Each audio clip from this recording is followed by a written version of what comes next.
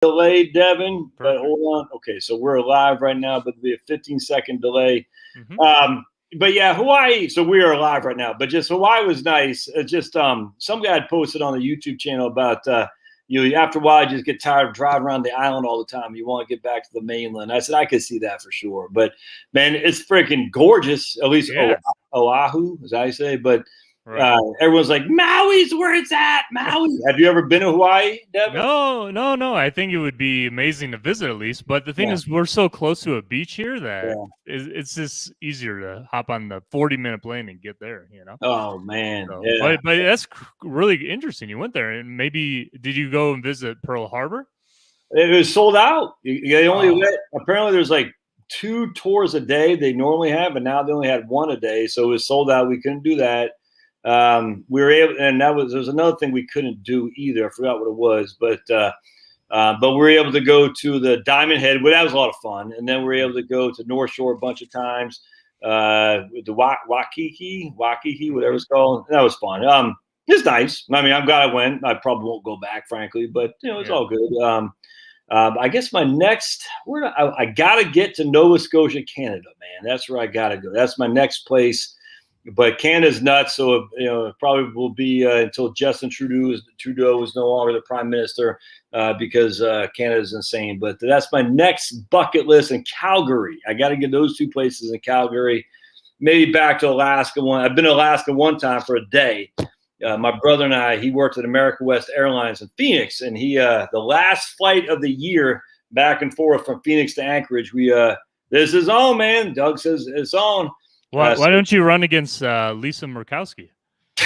Man, I ain't run for nothing. Too many skeletons. No, we are on, but Lisa Murkowski, what a clown. What a clown. I'm not sure if I think she's up, isn't she, this next go-round? Yeah. It is. Mm-hmm. Yeah, there's someone running against her. As in the Republican primary? Yeah, someone that's more mega's running against her in the primary. So. Well, she lost in the Tea Party against Joe. I can't. I love that guy, Joe. Man, but he beat her in the primary, but she ran as an independent, and then the Democrat threw in with Lisa, and so Joe. I want to say it's Murray, but it's not. But all right, folks. So let's appreciate y'all being here. So we got my man Devin. Devin, how you say your last name, Devin? Hauer. Hauer. Okay, I almost called you Hauser. There used to be an old coach of the Kansas City Royals named Hauser, like Rutger Hauer, the actor. Okay. Yeah. He's from the 70s actor, I guess. Really? I'm not related to him at all. But everyone asks me, are you related to him? Like, are you serious? I don't get any money from that guy. Believe me, But he's not your long-lost dad or anything like that. Maybe a second or third cousin somewhere from some country. I don't know. But I gotta call his agent and figure that out. You gotta say, hey man, you owe me royalties. Yeah, big time. Especially in this economy, So, folks, Devin was a longtime watcher of my YouTube channel, and I can't remember. I said, man, you should do I forgot why we talked, but I said, man, you should do a YouTube channel. He did one. Now he's over 1,000, so he's making that sweet YouTube money. Probably like $15 a day a week or something like that. But it all starts someplace, so it's cool. But and so Devin and I were talking, and it turns out he is in Hawaii. He's in Mexico.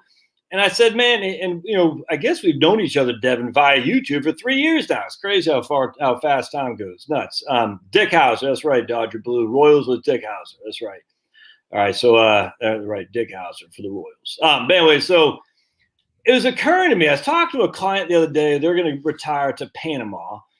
And I remember Devin lives in Mexico. I said it would be cool to identify, with more boots on the ground, like what the Mexico healthcare is like, what's like living in Mexico. Devin is inclined to potentially come back stateside, and he's obviously a young guy. But I thought it'd be pretty cool to get a lay of the land of someone who's there right now, who's literally working there.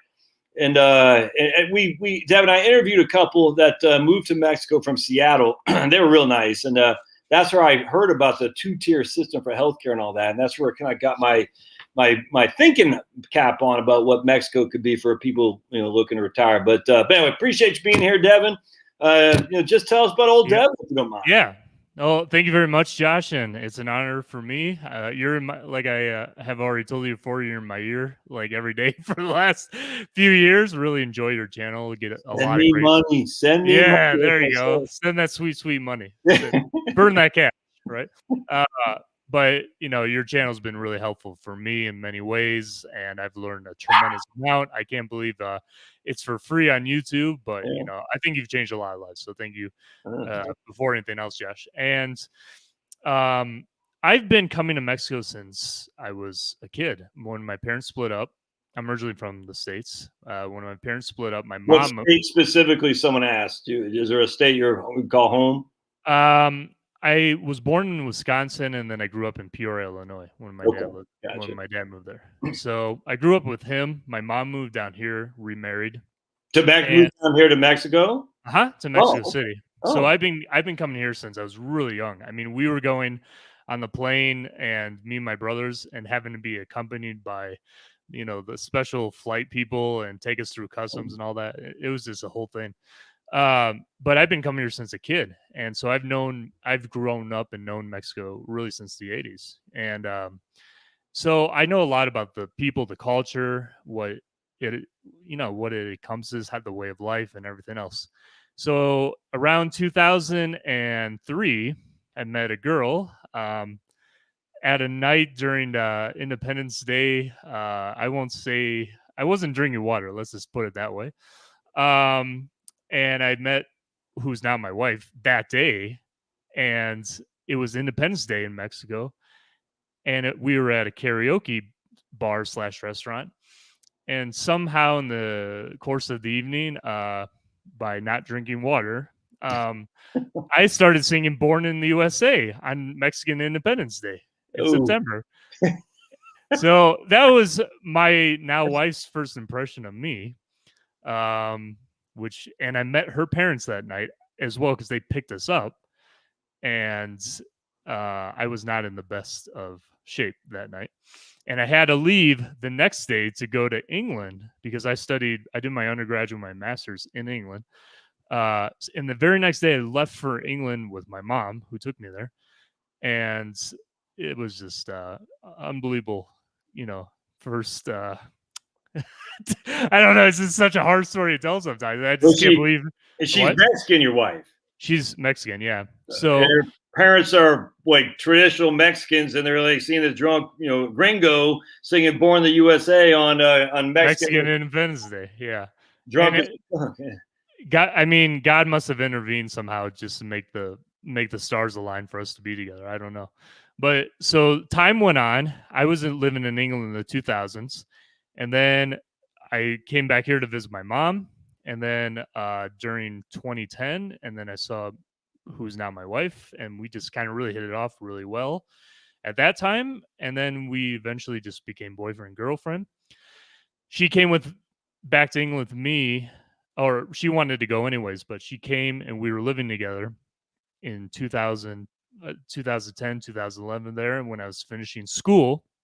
And then we decided, hey, let's just move to Mexico together Yeah. after finish my studies. So we moved here in Mexico City in 2011, and I've been living here kind of indefinitely since. Okay. And we're planning to move up there in the near future because well, my wife's getting her green card, and part of the you know um, contingencies with that is you have to live in the U.S. to have your green card. I mean, we Okay. want to anyways, but that's also part of the process. So I've had a lot of experience for many years, especially growing up, but now living here more permanently in a way since Yeah. 2011, knowing the way of life in Mexico more in depth, working here in several types of jobs, the healthcare system, a lot about retirement. And I don't know. I think I have a pretty profound understanding about the people, the culture, the way of life, Yeah. and I'm very well networked in this country as well because of the nature of my job. So I'm willing to answer anything you want. I'm just curious, like with your wife and her parents, you're native of Mexico. Like, if she moves stateside, or her parents can be like, "Man, you're taking our daughter from us." Is that what I'm saying? It's like that'd be kind of tough, I imagine, or what? What's Well, her mom passed away a few years ago, Okay. so she's unfortunately not with us. Actually, today's her birthday. It's just crazy having that, just realizing that. But Yeah. it's her birthday today, June 8th. So her mom passed away some years ago. Her dad loves the U.S. I Okay. mean, Okay. he actually has a property there, so he loves the United States, and he's like, yeah, I'm gonna come and visit you all the time. Oh, sweet. Okay. Yeah, Gotcha. Yeah. so he's all for it. Now, is Mexico, when we lived in South Texas, right north of San Antonio, we had neighbors who were from Tampico. And that was on the, over by Yeah. the eastern side. And I'll never forget, Devin, that and I might have shared with this before, but they would tell me this is and I don't know if it's still going on, the cartel stuff. They would literally, there'd be like an app that said where to avoid to go to school because the cartels were roadblocking these routes and all this. It was nuts. And they basically moved up, and he was an engineer. It wasn't like he's just some manual laborer, but they just they snuck out of Mexico at Tampico, through Monterey and whatnot to come to San Antonio, and they basically said they were lucky to get out alive. That was wild. That was probably 10 years ago now. Is it still kind of like that out there? And I know you're in Mexico City; it's a big country. I get it, but is there still, or is that kind of overblown in terms of cartels and all the crime and all that? Is that just? I mean, have you dealt with that at all? No, it's a very pervasive issue, and actually, I think it's gotten a lot worse these last year and a half since I've lived here. There was a report that came out, I think it was a week or two ago, that over 60% of the territory in Mexico is actually controlled by the cartel, meaning that the municipalities, the mayorships, the local parties, most of the territory, you can only get things done through business or whatever else through them. So and what's interesting uh is that part of the nature of my work, I have to travel throughout Mexico, and pre-COVID I did quite a bit. And I went to Tijuana quite a bit because because I work at a university, and we have a um, satellite campus in Tijuana, which is amazingly beautiful. It's on the part of Tijuana that's on the beach side, and it's up Yeah. a hill, so it has a great view of the beach area and the town and everything else. And Tijuana's divided up, kind of like San Diego in a way, by these terrains and the canyons and everything like that. The neighborhoods are separated like that. Okay. So when I would the first time I went to Tijuana, the week before that, we saw this report that said they had like the top 50 most dangerous cities in the world, and number one was Tijuana. It was like Tijuana, and then Acapulco, and then a few other places in Mexico, and then behind all that was like places in Iraq and places in Syria. I was like, what? So those cities in Mexico are ahead of those places? I couldn't believe it. So I went to Tijuana, and it's like, oh my! I mean, and it was very enlightening, that experience. And I went several times. For work, I went at least 6 or 7 times, and I mean, the way Mexico works, and a lot of people don't understand, unless you live here and you experience it and you know it. I call it organized chaos, meaning that even on the everyday kind of situations, like the traffic, like there's like no traffic laws, it seems like, and people will literally come up right up to a centimeter to your car before they actually want to stop, or they do these crazy turns or whatever, but it works. People have a different mentality and psychology with how to drive and how to handle things. And so that's just driving, but it's many things. It's like you'll just see a lot of these unexpected sort of tangential things that happen that move everything in what would seem like a flux, but it all works, and people know that and understand that. So, and I've gotten used to that, Right. But it's taken a lot of time. But yeah, one of people's number one concerns on top of mind each and every day is always security. Always, no matter what, security.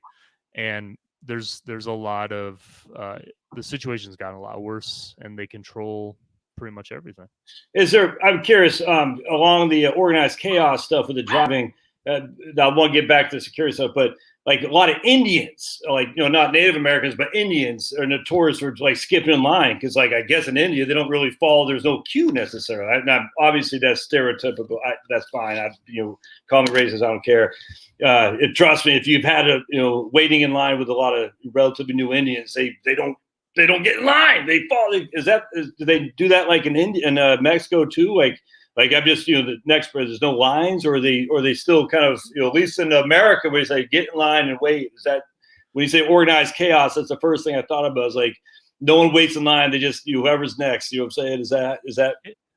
I mean, in that way, not really. It's a little more organized, I would say. But there's just certain aspects of life. Like if anyone's ever been to Mumbai or Delhi or places like that, like if you watch videos there, you see pictures, you'll see a ton of telephone cables and types of cables on posts that are all over the place, and there's like 10 people on a cart driving around, and there's a similar sentiment of that in those cities as it is in Mexico City, but it just all flows too. That's the ironic thing. It's like, well, it happens and just flows. The one thing that I really do like about the culture down here is that you don't really see hardly ever like people outwardly like angry. Like you don't see people just like someone might smack into each other or cut someone off or whatever, but no one comes out very aggressively, which is I'm really surprised sometimes. That's interesting. It's just a really different flow and way of life. But and people don't come out and really just go after you for anything. Like, is there along the crime thing, like I'm from Maine originally, but from in my formative years, I guess, we're DC area, and DC back in the day was probably as nowadays too. Certain sections of Washington DC that are horrifically criminal. You know what I'm saying? Same like Chicago. But in America as a whole, if you avoid these certain South Fulton County in Atlanta, if you avoid that, you're fine. You know what I'm saying? The crime is sad, but it's in these local areas, and that's it. Is that the same thing in Mexico, or is it just everywhere it's random? What do you think about that? I mean, I would compare Mexico City a lot to LA in a way. Okay. Like because of the pockets of issues that happen in certain areas, like you're saying. Because if you go down to Venice Beach right now in LA, it's full of camps and whatever else. But it's like that in Mexico City anyway. It's very divided into what they call boroughs or delegations. And there will be like a heavy presence of crime and violence, like each and every second, pretty much. And then other ones, thankfully where I am, and I'm grateful for it, it's not so much like that. But there are still a lot of people who get attacked on. You don't see a lot of people like in areas where I live get killed per se, but you see them get the petty robbery, exactly. Robbery, and they won't actually stab you. They'll just like throw a gun or knife like near you and say, "Give me all this now," and go away. But there are there's always bad actors that'll slip on something, and someone does lose it, unfortunately.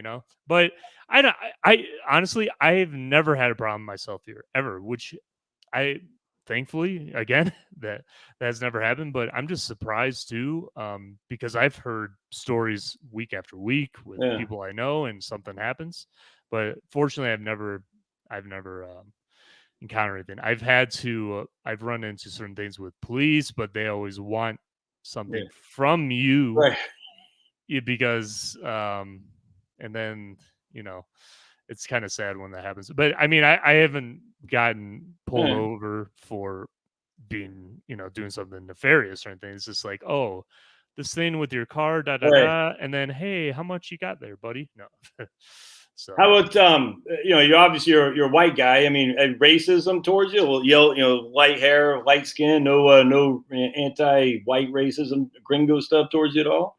No, never. And it scares me a little bit with what I see going on back stateside. A lot of this just huge polarization of social issues, and it's really, in a way, it kind of focused in where we want to go. Like if we plan to move there, because at the beginning we were thinking in places like Bellingham, and we're thinking about Salem, Oregon, and stuff like that. And that was on our top of list, and we've changed our mind.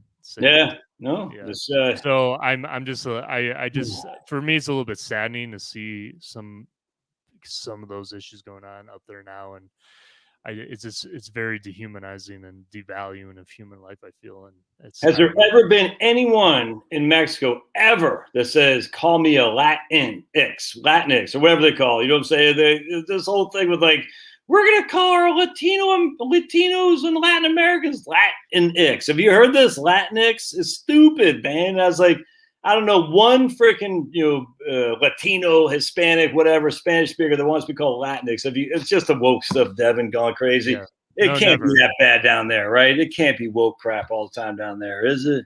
No, never. I Ugh. mean, people here, like honestly, people here are only worried about two main things, like working. I Yeah, mean, people work hard down here. It's yeah, crazy. yeah, yeah, People work their tails off. yeah. They're only focused on their work. The people here are very family oriented. Right, It's yeah, like, yeah, and people are really faith based. I mean, like yeah, religious people. That's all that matters. I mean, all yeah, this, and also, Mexico traditionally is a very, let's say, masculine country. Like yeah, it has right.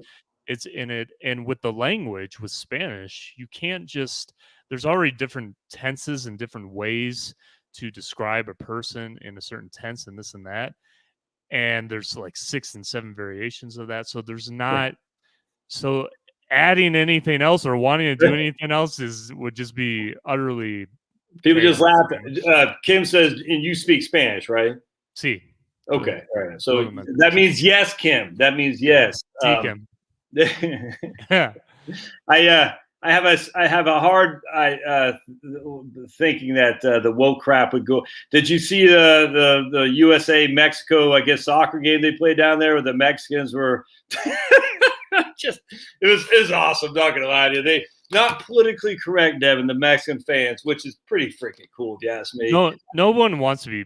I mean, no, that doesn't fly down here. I know it's such a breath of fresh air. I was like, man, I would have rooted for Mexico over USA in 2 seconds flat if I knew the Mexicans would be like that, because it was such a breath of fresh air to have people just saying, oh my god, it just makes me so happy. Yeah, it's hard to describe this, but a lot of people down here have a different way of relating with people, have a different way of really engaging with people. A lot of people really look each other in the eye. Yeah. A lot, and traditionally, especially pre-COVID, people hug you and want to like kiss your cheek and this and that. I mean, there's a very communal kind of like engagement with each and every person, and in a certain level of respect, like on just a very ordinary basis. So, I mean, all those topics and themes just don't. It doesn't stick to this kind of culture down here. It's just like people see people as people, and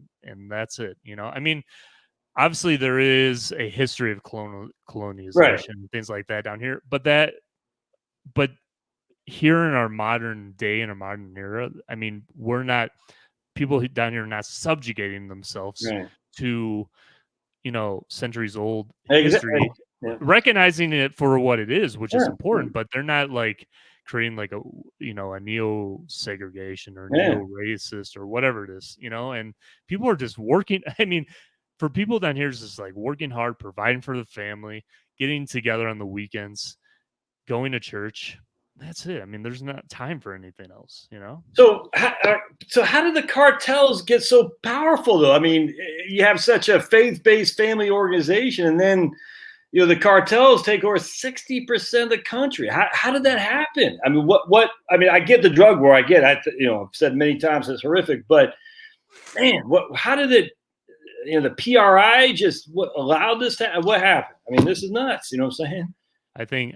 Honestly, I think like everything that drives everything in the world and always has, it's always money. Yeah. Always. So basically, just a really pithy history about it. Like when there was the vacuum after the Colombia issue, some years ago, decades ago, whenever it was, and then the FARC issue kind of dissipated. There were some members of that infiltrated and got into Mexico through different connections. I think it really kind of precipitated more during the 90s when it was just kind of getting its ground, but making those connections and then reestablishing themselves then started to grow slowly but surely over time to fill that vacuum after the Columbia, situation that was taking over forever. So they needed to reestablish. There were certain people that came in and infiltrated. They saw very fertile land, especially in the north, and easy access to get across the border. Yeah. And just took off from there, But the thing is, again, this is all a cultural thing. Like people think, oh, it's outside of Mexico, oh, the narco's so bad. Da, da, da. Not if you go to these towns. If you go to a lot of the states in the north, I mean, these narcos, like they did during the Pablo Escobar times, they provide hospitals, they provide schools, they create a culture around their brands. It's about, they're really good brand marketers and branders, to be honest. And they know, and they get, very close to the community and, this and that. And they just gain tremendous ground. So 100%, it's always it's all these issues are always economics. So if you're going to ask someone in these northern states who are making less than $4 or $5 a day, right, whatever it is, hey, you want to continue doing that $4 or $5 job, or do you want to get $120 and do this for me? I mean, it's all economics. No, nothing more than that. Yeah, and it's the funny thing is, the Colombian, the FARC was broken. You know what I'm saying? And now Colombia. I know there's some issues there, but still, Colombia is a thriving country now, and it's just a whack-a-mole. I mean, the opportunity that exists in this is always going to be in Colombia, Mexico, Venezuela, and the United States as a whole. It's just crazy. It will always be somewhere. It was. I mean, there's economics drives so much of everything that happens. I mean, look at what in your state of Georgia when the All-Star game left, and who was siding with who in that time. I mean, it comes down to economics. All the time. It's crazy. And then of course, if the cartel is going to keep your family safe, provide you, it's no different than the Taliban in Afghanistan and these various things. It is what it is, man. And I'll tell you, Josh, the one city that has worse traffic than Mexico City and LA is Bogota, Colombia. I went there for a wedding. I think it was like 2 or 3 years ago.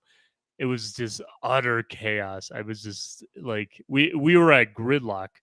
I'll tell you a really quick story. So first of all, I rented a car. It ended up being a ghost rental place. They had no stand or anything, and I had to call some number. They sent some guy down, and I said, "Hey, how am I going to pay for this car?" And they're like, "Oh, we don't use credit cards here. You gotta use this fake sort of debit card thing that they manufacture for you. And like, use this, call your bank, have them put money on that thing, and then pay us, and then sign 9 documents." I was like, what is this thing? I was there so frustrated with my wife, and we were there 2 hours, and then we get out. The airport's supposed to be the hotel's supposed to be 5 miles away. We're at gridlock for almost 2 hours to go 5 miles. And you're stuck and you don't know why you're stuck. And then all of a sudden they have a motorcycle culture because the people know that the traffic is absolutely horrendous in Bogota. So everyone has a motorcycle. Right. So people are gridlocking their car, but then just hundreds of motorcycles are going in between both cars, and you're freaked out of your mind because you hear zoom, zoom, zoom, zoom, and you think they're gonna clip your mirror or something. Oh, jeez. Don't go to Bogota if you can, unless you really have to for some reason. Medellin, I hear, is the cosmopolitan place of the 21st century. We're in the 21st century, so apparently Medellin is where it's at now. So we'll see. That a lot of music, all the major reggaeton and this Latin music that's really popular coming like that music. It's all coming out of the record labels from Medellin. So that's crazy, man. And getting really expensive. Yeah. 20 years ago, I mean, it's sad because Venezuela used to be the most wealthiest country in all of Latin America. Colombia was the basket case, and now 20 years later, it's just all politics. It's all politics. my wife has family who moved to Venezuela some years ago. Like I think in the early 2000s they moved there. Oh, And so now most of them have moved back to Mexico, but there's still some there. And it's just, I mean, I don't know if you can imagine going 2 months without buying toilet guys, paper. I yeah, I just or chicken. Just try to buy a chicken. There ain't nothing to well, be had. well, they live right outside of Caracas, and Oh, I guess the thing is Caracas has become a very violent ridden yeah, city. no, big time. Yep. So but the thing is, it's again, like you say in your videos all the time, inflation is due to a contraction of supply, Yeah. right? All the So time. that's what they're facing is Yep. just like if you have no products coming in. And the thing in the one of the most horrible things is that their president was talking about some sort of issue to the media about, and which is all controlled by them, by the way, Yeah, right. talking to them about the people starving in the street Right, and there's no right. food. And then he says something. And then a couple seconds later, when he thought the cameras were off, from his jacket pocket, he pulls out an empanada and he eats it. Like an empanada is like this little bread thing. But why would you have an empanada in your pocket? What are you, I mean, it's like putting a slice of pizza there or something. I was just, what's he doing? Just, I mean, It's- the thing is, because look, Josh, I've lived most of my adult life, like as I went to England, now I'm here, outside of the United States. So I've been always watching the U.S. almost yeah, purely from living outside. And when it really breaks my heart, to be yeah, honest, when I see people right now, especially who live in the U.S., hate the country so much, and I'm like, hey, you know what? The system you want, I know right, I have family around me that lives in a system like that, right. and it's in South America. You should go there and try it out. I mean, why not? If you hate, that's what I don't get about the mentality. Is like if you hate something so much, Just leave. It's yeah, crazy. I don't get. Why stay? It's I nuts, don't know. especially when even Bernie Sanders was down there telling Chavez that this is the way of the future. I'm like, just go then. Well, Did and you, Sean Penn too. Sean yeah, Penn. freaking scumbags. Did you see the going to see my man Ross is from he's from PEI in Canada, and they had this is in Alberta, but Jason Kenney is a prime minister of Alberta. Basically, everyone's locked down the whole thing, and then he was on. I don't know if you saw this or not, Devin, but he was on like the 14th floor or some. I saw. I don't know if you watched Viva Frey. Yeah, He's yeah.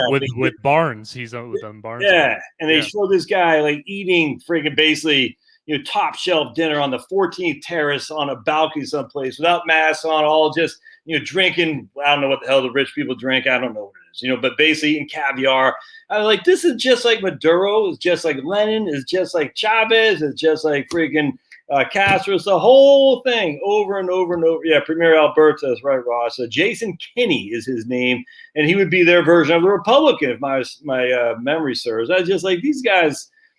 Anyway, Well, I see that here in certain aspects and pockets in general, but I think in the end of the day, it always comes down.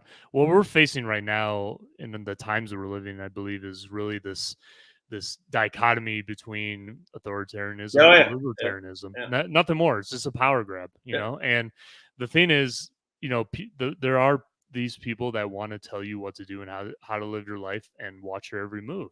I mean, if you basically just see what's going on, in China and see where that could happen in the rest of the world, yeah, that's the model that some countries are looking for, and it's really disheartening. And I just hope that this side of the world doesn't go that way. I mean, there's some countries on this side of the world that are that way, and in the end of the day, like here in Mexico, when we were facing this situation last year, yeah, like for the first few weeks, people were like, okay, well, we got to take it seriously because Mexico has a really high diabetes issue, yeah, has a morbidity, obese issues, etc. There's a lot of underlying health issues that exist here. So people are really taking the doctor's word seriously and saying, okay, we got to pay attention to this. I don't want my family to contract this, etc. But after a certain amount of weeks, people were like, "Hey, I got to get to my job, Yeah. or I can't feed my 5 Right. kids." The Right. thing is, the socioeconomic disparity in Mexico is so different than many other countries, and you have a lot more people that don't make hardly anything, and they have a lot of children, and so paying rent, paying Right. bills, buying food, taking this and this and this. I mean, and people here, like especially on the periphery of this city, Mexico City, where the majority live, they got to travel hours to come into the city and work. So, back and forth is what I mean. So the thing is, people after a certain amount of weeks of this saying, "Hey, I got no liquid money coming in, and I got to feed these Yeah. 3 or 4 kids, and I'm a Right. single mother. There's no way I can just. I'll take the precautions in public, but I got to feed these kids. So, I would say like here, people are more, with the mentality like, okay, I'll do my best and do whatever the government's saying to have the protocols in place Right. to not get the infection or affect Right. someone else. But I got to work, or Right. we're not Right. going to eat tomorrow. And there's a That's, lot of small businesses here. I mean, over 2 million they estimate since last year have had to close, unfortunately. And that's a big problem in Mexico. well, That's especially Mexico. It's already a poor country. You know what I'm saying? yeah. I mean, it's Yeah. like you can't. Yeah, that's nuts. Well, but the thing is, like, I, I would say, like, I saw you see police and military around and this and that, but in the end of the day, a lot of these police and military and everyone else are from the types of families from like the muchacha and the waiter and whoever else who has to go yeah, into these places and work. So I yeah, mean, no, who's gonna really go after someone who needs to provide for their family, pay the rent? Who's gonna like stop them if there's no others? That's it. I mean, people in a way as well, like I mentioned before, want and always have a desire to work is like it's number ingrained. one in their Yeah, head, yeah. so you can't just, I mean, people Is there seatbelt laws in Mexico? uh I would say there's almost no laws in Mexico. Yeah, see, I'm telling you. I And mean, I guess, and you people are still smoking in restaurants every now and again. I imagine. I don't smoke, and I imagine you don't um smoke. But outside, I mean, they're more strict on that. okay, Like, yeah, you have to smoke either in a designated area or okay. outside. Yeah, But no and one's. mhm. There's a lot of. Let's just put it this way: a lot of the regulations that govern America are not governing Mexicans on a daily basis. You see what I'm saying? There's a lot more of a. I hate to say Wild West because it seems like it's a shootout, but basically it's a do your own thing, let me do my own thing, more mentality down there than up here where everyone's in your business kind of thing. You see what I'm saying, Devin? People are a lot more, I would say, generally libertarian here because Yes. Yeah. because people respect each other's way of living. People Yeah. want to only have time really to dedicate to their own family, their own community. And you have to understand here too, people have large families, so Yeah. you can't pay attention to almost anything or anyone else. Yeah, man. That It's that's yeah, that is a great. I never thought about it like that. When but you have a people large also family, you can't be in the yeah. business of other people because you're like, man, I got my man. That's a great. I never. That's a great point, man. You know what I'm saying, Devin? That's a great point. I mean, if I and they just and everything is like the tradition is huge here. I mean, Yeah. every month there's like a new thing to celebrate and a Yeah. new type of, I mean, food is such a big thing down here. I mean, and there's a new type of food or a dessert to accompany Yeah. that thing. So, but in it, so like la rosca, pan de muerto, uh what is it, bacalao, I don't know, there's just like there's always something to celebrate, Yeah. people See, want to yeah, celebrate, I and there's love it. always this unique food around the celebration. So Yeah. like I don't know, people really, honestly, people just they really work hard, they want to enjoy their life, Yeah. and they don't want anything else. It's just I it's just, I really encourage people. I really encourage people that, especially in a, again, this is disheartens me because a lot of people that hate the states and live there, I'm like, go live somewhere else for a little Yeah. while and Yeah. travel and see it. Like Yeah. actually, I'll tell you something really briefly. Like when I first moved to England, again, I had that first encounter with my now wife and the in-laws, and that was a mess. Not drinking water, and the next day I flew and I was in England. I was in Oxford, and the day I arrived there, Oxford is like a small town, and then there's only one main street that is like a thread throughout the whole town, and you can only go on that main street to get to other places. And you cross a bridge to get to the main part of the university where it starts. That day when I arrived, it was in 2003. Uh, there were protests against the Iraq war, and they were burning effigies of Bush.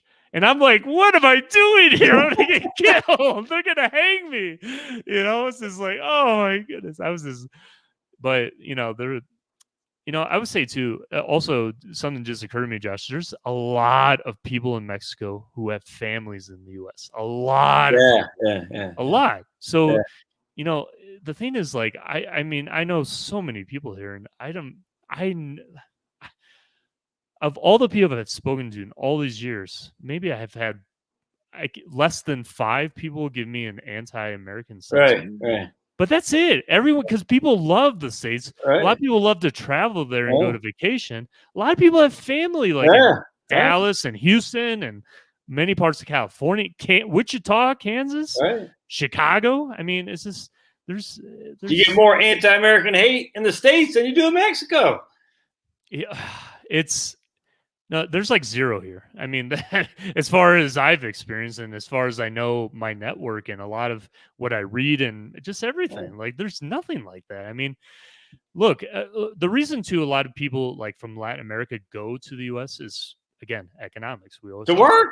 They come in to bust. I've never understood, Devin, this thing about the lazy Mexican. I said, I've never met a lazy Mexican. I'm sure there's some out there, but I've never you think, this whole, I don't know what the stereotype comes from, but I've never met a lazy Mexican. Every Mexican I've ever met is a freaking hardworking mofo. Let me put it to you like that. And that's Guatemalans, hardworking.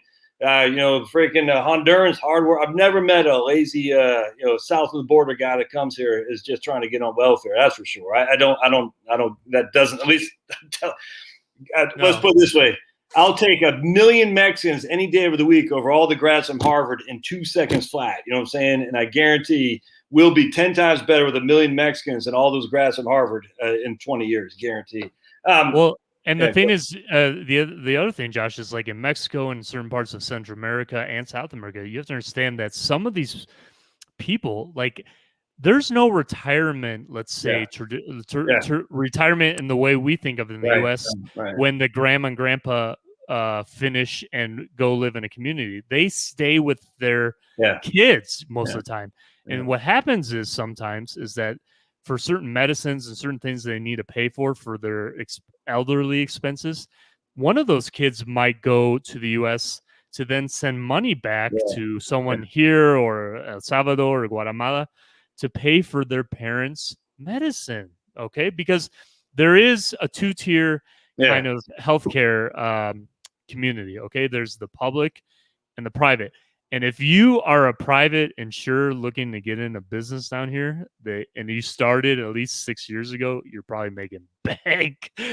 I know someone. But what do you mean? If you're, tell me what you mean. I'm not because sure. the whole idea of insurance in general, not just health, but all types of insurance, but especially like healthcare and let's say life insurance and all this, it's becoming little by little an actual concept here. It really wasn't before. There really wasn't a market or an industry for it, but lots of companies started to come in. Allianz is here. There's MetLife is huge here. I mean, there's just more and more coming all the time, but they are starting to make ground and make money. I mean, because they're entering into a newer quote unquote market.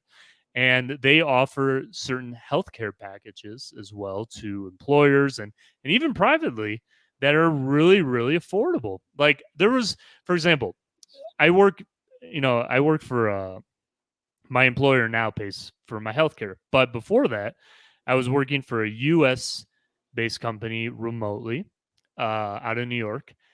And I had to get my own insurance here because they didn't cover it. So I went to who was it? I think it was AIG. Yeah.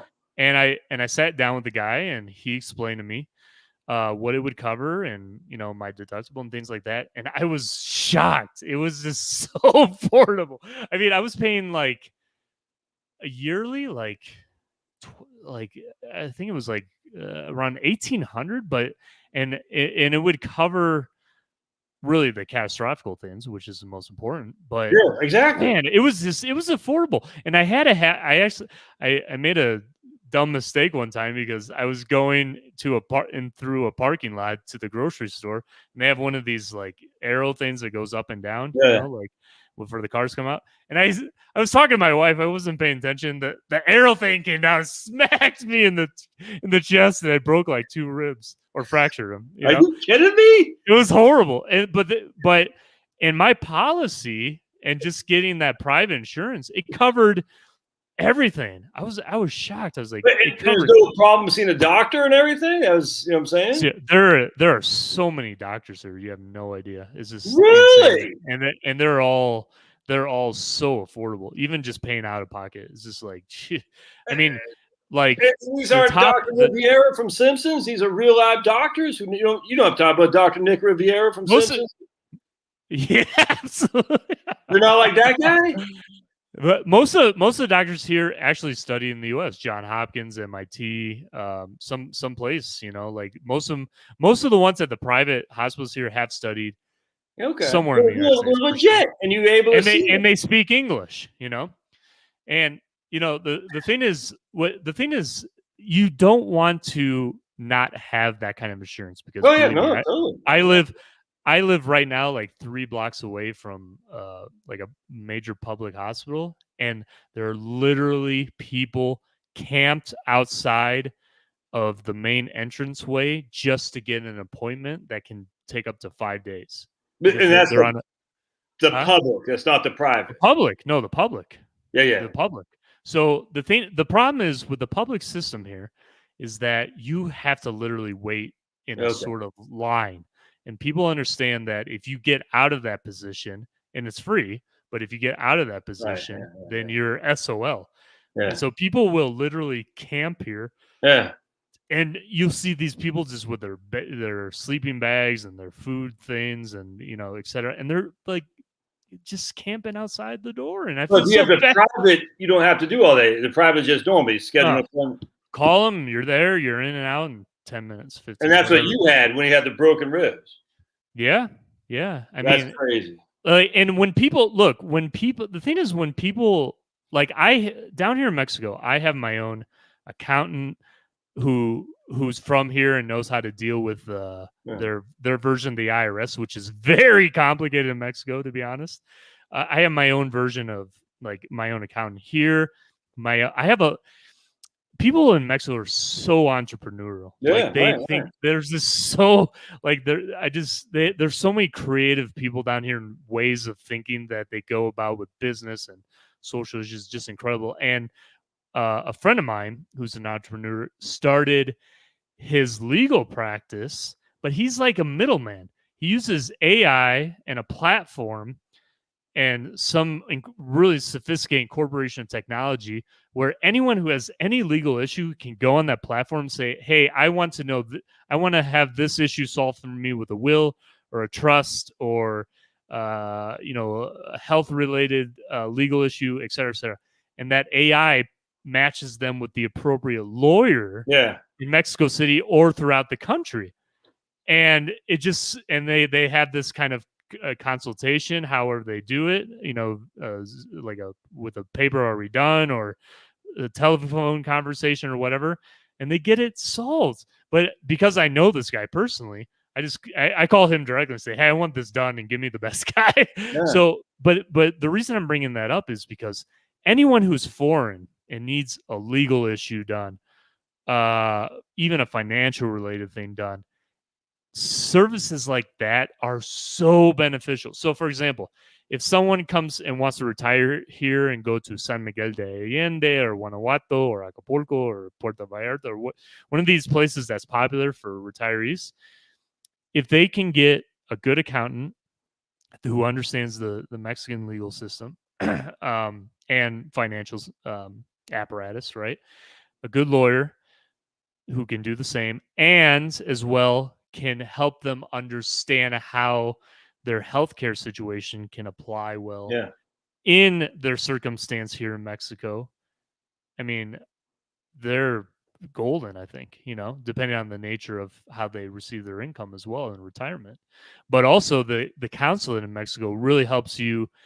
They sent me a long time ago like a list of these people I could Oh, choose from. right. I was like, hey, thanks guys, and I found one, and luckily she's been my accountant forever. So, and she lives in one of these beautiful towns like San Miguel de Allende, and she knows both the Mexican side Right. and the Right. US Right. side of filing.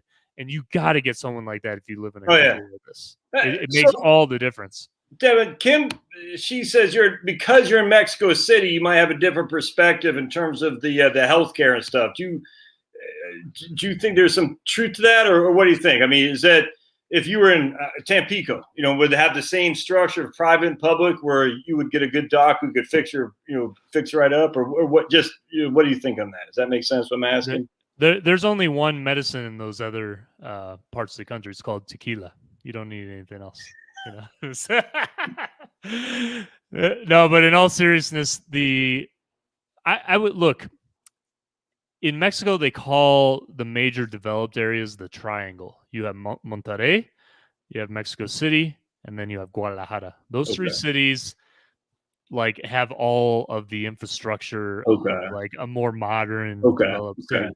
But I would say, especially in areas that are more touristy, like let's say the Cancun areas, Right. Acapulco, San Miguel de Allende, Puerto Vallarta, places like that, there's more and more Yeah. of these sort of ancillary things that help really with the insurance and with Yeah. everything else. And you Absolutely. have more doctors and stuff because there's more tours down there. Is more, Big business. Big yeah, business. right. But on the same token, Yeah. unfortunately, a lot of the southern regions of Mexico, we're talking Oaxaca, Guerrero, Chiapas, stuff like that. Yeah, Chiapas. It's so destitute in a Right. remote way that there's just nothing there. Right. No, understood. But at the same time, what's interesting is like in Chiapas, you can meet people there who are over 100 years old. I mean, they have a whole different, they're very immersed in nature. They're very immersed in their own communal ways of doing things, their work, their life, and they eat. I mean, sometimes chile. People don't understand this, and some scientists also did this study in India a while ago. There's components of chile that are really good for your blood and your heart that can really give you longevity for your overall health as long as you maintain, good health. But a lot of people have use those same similar types of chiles in areas like Chiapas, and I mean these people live forever. It's crazy. Is so on the more, because I don't know, if you move to Mexico, the last that you'd want to go in my opinion, you'd want to go more to where I don't know. You don't want to just go to white person from America down there. You want to go to the more of the regular Mexican place. You know what I'm saying? So, like, I don't know. It seems to me like I wouldn't want to just go to. I've never been to Mexico other than quickly to Tijuana, and then the one place south of Tucson. I forgot what it was, but other than that, like, why would you want to move to it? I'm just thinking out loud, to the place where all the other people from America retire to. That seems boring to me, but I don't know. I'm saying that out loud. It seems like you'd want to go to a different place. Well, go ahead. Well, just answer that really quickly, Josh. It would depend on again what you're looking for. Like if I would say if you want to move to Mexico and really have the best of both worlds, like I do, like I do. Yeah. It would definitely be advantageous to speak some Spanish. Oh, yeah, absolutely. Because look, for me personally, I don't like the expat community. Yeah, right? Because and I've met several groups of expats like in Mexico, and I get so bored. It's just like, because it's like, let's go eat at Applebee's, right? And let's go. Like what? And talk about very mundane things, and it's always the same thing with these expat communities. It's so boring, And I'm just like, there's some good, people, but the thing is, I would say, like for me personally, I love the beach, and so I would love for me, I don't know about my wife yet. I would have to ask her, but for me, ideally, it would be a perfect situation, hopefully, between having something established in the States and something established here. And for me, I would love, because we love going to Acapulco. Like, it's just a beautiful place. And I would love just to be on the beachfront in Acapulco. And that I know that they have all the, everything they accommodate insurance wise. Yeah. They have pretty good security there, even though it's quite dangerous in general in Guerrero. Uh, they just have great food. I mean, I'm part of the reason why I just love being anchored here is because of the food, So it's just you can't beat the food. It's just, I mean, here in Mexico City, on average, all year it's about between 70 and 75 degrees. Because it's up high, right? It's up in the highlands. It's like Denver, sort of. Yeah. Okay. Right. Really high. Yeah. But we have great weather, but we also have all the food you can imagine and amazing ingredients. So I would say people, it really helps if you do like Mexican culture in general. I wouldn't just come because, oh yeah, I used to go to Carlos and Charlie's or some restaurant in your local town and then like, oh yeah, I love Mexico. No, you should come and visit and see like what it really means to you. The thing is, I've been coming here all my life, so it's more immersed in me for many reasons. And that makes a difference. But cost of living, look, Mexico City is getting more and more expensive for renting and buying, especially is just outrageous. But I would say food is very affordable. Absolutely. Are there suburbs like I'm in a suburb of Atlanta proper? Are there like suburbs of Mexico City that you know what I'm saying? You don't even need to go into the city itself because everything's right in the suburb or something like that, or there's not there's an old what they call Centro Historico. That's where the main, if you watch sometimes some filmings of Mexico City, like with the president, things like that, there's this square called the Zocalo, and that's where the presidential palace is.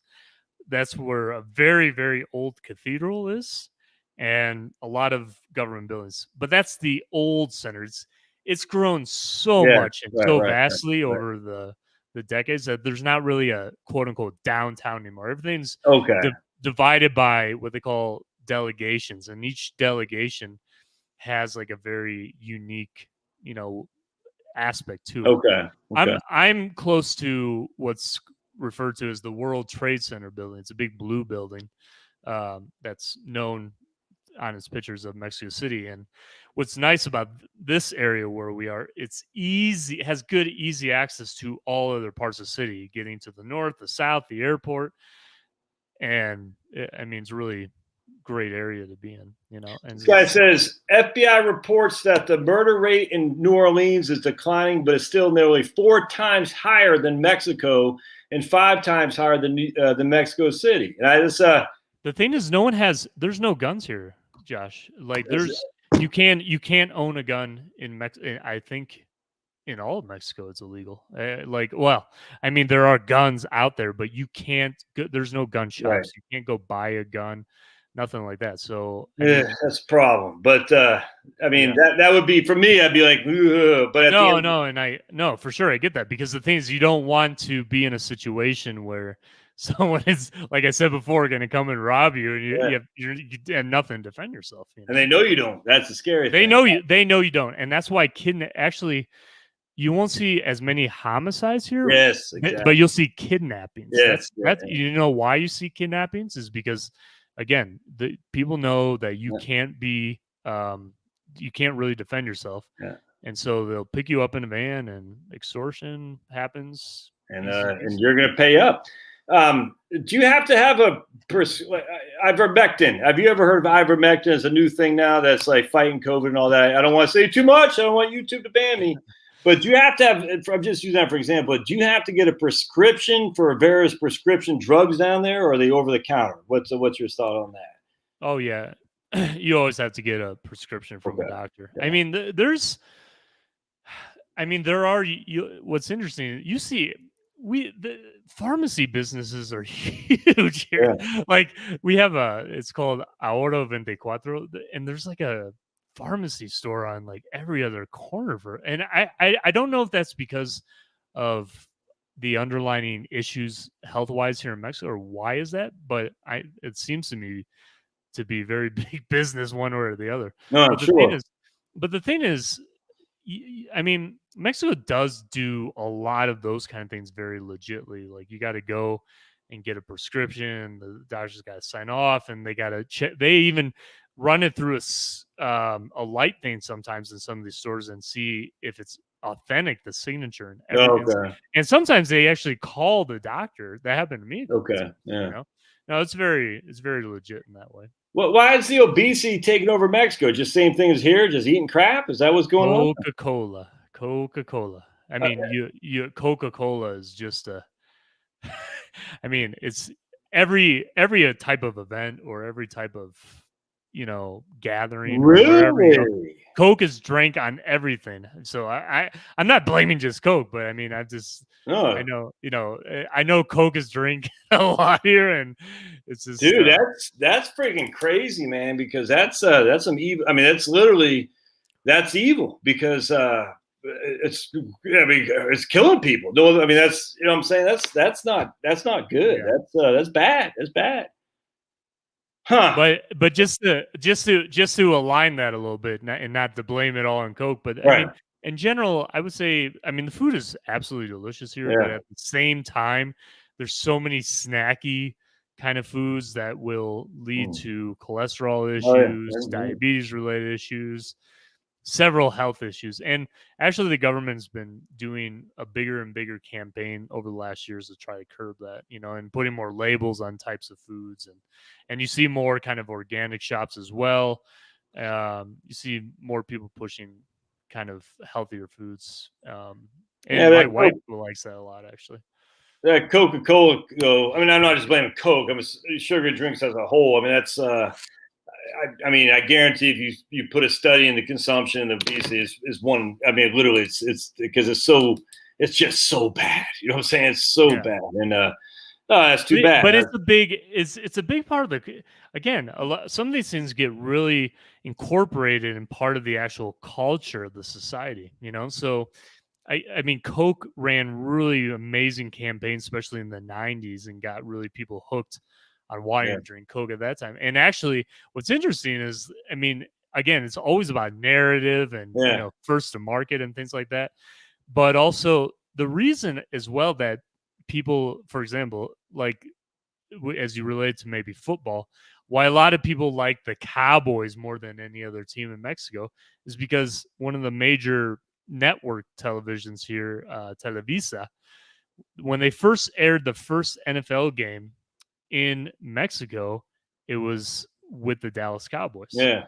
And they stayed on the Cowboys for quite a long time. Yeah. And so there's just generations and generations of people that like, they love the NFL is huge in Mexico. It's just well, they were so thinking about popular. putting a team in Monterrey a few years back. Remember that? Yeah.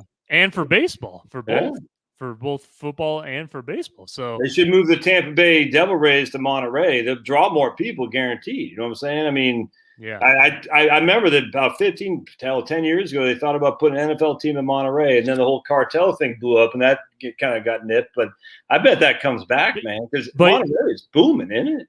Oh, but they got a big cartel issue. But yeah, they have a pretty good economy in general as well. Simultaneously, that's the thing is, I mean, look, I'm not making an excuse for the cartel, but just because there's a big cartel doesn't mean everyone's getting murdered in the street. I mean, no. You know what I'm saying? It's like. I mean, there's presence of them in even where I live, So I mean, they haven't come after me. So, but at the same time, what I wanted to say about also as far as culture and entertainment, because another idea that came to mind I thought would be interesting is that like Mexico thrives on entertainment here. Yes. Like a good example of this is music. Yeah. If you listen, I've seen so many bands there. You have no idea. Like when Aerosmith comes here, when Judas Priest comes here, when Billy Joel, who was actually, I saw him the week before COVID was declared a pandemic. The Who, whoever, Springsteen, like. Every time they interview these bands, these groups, they say, "What are your most favorite places to play?" And they almost always say Mexico, especially Mexico City. Like this, people here culturally and with music, just love music. We have like, I think over 80 or 90 venues of just really good music venues, And and it's Mexican music crazy. is so many. Oh man, like you guys got so many different types of Mexican music that is freaking. Some of it I can't stand, just like country music. Some country music I can't stand, but some I just love. But some of that Mexican music, not just the mariachi stuff, but like what the Los Lobos plays and Los Super Seven and stuff. Just oh my god, it's like a combination of like almost like banjos and fiddles. I just love it. There are some really, really good Mexican rock bands. I mean, really good. And I have a friend actually who worked in the music industry for a while, and he's just a music nut, and he showed me all these records that he was a part of, Yeah. doing this thing for the A&R, this thing. I mean, I was just like in heaven listening to this guy. Yeah. And actually it's funny because in my area some of these musicians live just really, really close to where when I've taken my dog to Petco to get a cleaning or buy something for her, I've seen some of these musicians in these places. So I saw one guy from the lead singer from a group called Cafe Tacuba, who's really famous here in Mexico. And I've seen him 3 times in total, twice in Petco and once in another area close to here. And it's funny because I saw him and he must be annoyed because I always come up to him and say, "Hey, I want a picture." And he's just like, and he's always wearing pink underwear. I'm like, "What are you doing, man? I'll buy you some underwear." And I said, but he's always wearing pink underwear. I'm like, and he, I don't know what that's about. And then another one of these singers, I saw him. He's the lead singer from a band called Molotov, really good rock band. And I saw him at the grocery store twice, just a couple years ago. And he's just getting his milk and really cool guy. And I'm like, "Hey man, love your music." And I said it to him in English, and he's like, "Rock on, man," blah, blah, blah, And they have a song here in Spanish is called a very famous song. It's called "Puto," and that means like gay, right? But the thing is in Spanish, I thought especially Marycomb. I thought that meant gay. You know what I'm saying? No? it's both. Okay. It's both. But they in Spanish, especially in Mexico, they always use double meaning and they play with the words, make a lot of jokes, and I don't know if your viewers are inclined to listen to that song, but they scream the word "puto," and this is a really rocky song. And you go to all the soccer games and you go to various types of events, and they're singing "puto, puto." It's just unbelievable. It's freaking awesome. I mean, that's what I said to start this. When the U.S. was playing Mexico, the Mexicans are all booing, Kamala Harris or whatever.